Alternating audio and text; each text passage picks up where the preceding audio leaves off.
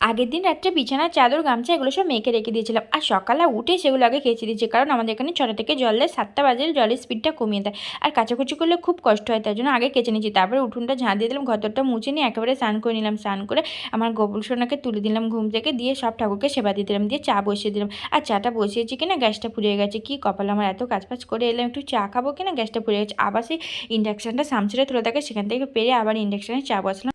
চাটা খেয়ে নিয়ে রেডি সেডি হয়ে নিয়ে গাড়ি নিয়ে দুজনে বেরিয়ে পড়লাম, একটা দরকারি কাজে যাচ্ছি আর কি। অর্ধেক রাস্তা আসতে না আসতে গাড়ির তেল ফুরিয়ে গেল, আর বড়মশাইকে বলছে কিপটে কত করে 100 টাকা তেল ভরে, মাঝ রাস্তায় তেল ফুরিয়েছে, এবার গাড়ি ঠেলতে হবে দুজনকে।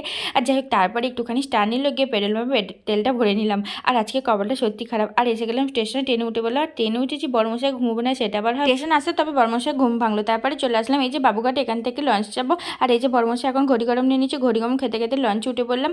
উঠে কাজ মিটিয়ে আবার ফেরার সময় হয়ে গেল, আসার সময় এগরোল নিয়ে বাড়ি চলে এলাম। ব্যাস।